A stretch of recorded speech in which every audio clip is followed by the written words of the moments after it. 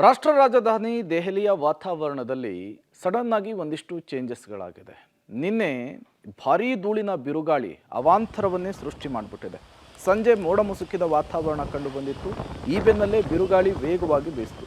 ಧೂಳು ಮಿಶ್ರಿತ ಗಾಳಿಗೆ ಜನರು ಕಂಗಾಲಾಗ್ಬಿಟ್ಟಿದ್ರು. ಎಕ್ಸ್ಪ್ರೆಸ್ ಹೈವೇಗಳಲ್ಲಿ ವಾಹನಗಳ ಸಂಚಾರಕ್ಕೆ ದೊಡ್ಡ ಮಟ್ಟದಲ್ಲಿ ತೊಂದರೆ ಉಂಟಾಯಿತು. ಗುರುಗ್ರಾಮದಲ್ಲಿ ಕಬ್ಬಿಣದ ಸರಳು ಬಿದ್ದು ಕಾರು ಜಖಮಾಗಿದೆ. ಹಲವೆಡೆ ಲಘು ಮಳೆಗೆ ಮರಗಳು ಕೂಡ ಧರಾಶಾಹಿಯಾಗಿದೆ.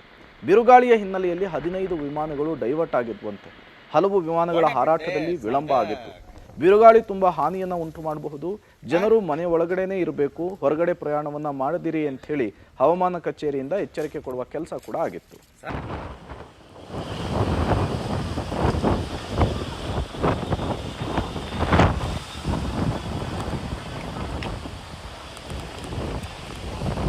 ನೀವು ಕೂಡ ವಿಜುವಲ್ಸನ್ನು ಗಮನಿಸ್ತಾ ಇದ್ದೀರಿ. ಇದು ದೆಹಲಿಯಲ್ಲಿ ನಿನ್ನೆ ಕಂಡು ಬಂದಂತಹ ದೃಶ್ಯ. ಯಾವ ರೀತಿ ಬಿರುಗಾಳಿ ಅಲ್ಲೋಲ ಕಲ್ಲೋಲವನ್ನು ಸೃಷ್ಟಿ ಮಾಡಿದೆ ಅಂತ ಹೇಳಿ. ಧೂಳು ಮಿಶ್ರಿತ ಬಿರುಗಾಳಿಗೆ ದೊಡ್ಡ ಮಟ್ಟದ ಅವಾಂತರ ನಿನ್ನೆ ದೆಹಲಿಯಲ್ಲಿ ಸೃಷ್ಟಿಯಾಗಿತ್ತು. ವಾಹನ ಸಂಚಾರಕ್ಕೂ ಕೂಡ ಈ ಬಿರುಗಾಳಿ ಅಡ್ಡಿಯನ್ನುಂಟು ಮಾಡಿತ್ತು. ಆಗಾಗ ದೆಹಲಿಯ ಹವಾಮಾನಗಳಲ್ಲಿ ಈ ರೀತಿಯ ವೈಪರೀತ್ಯಗಳು ಆಗ್ತಾನೆ ಇರುತ್ತೆ.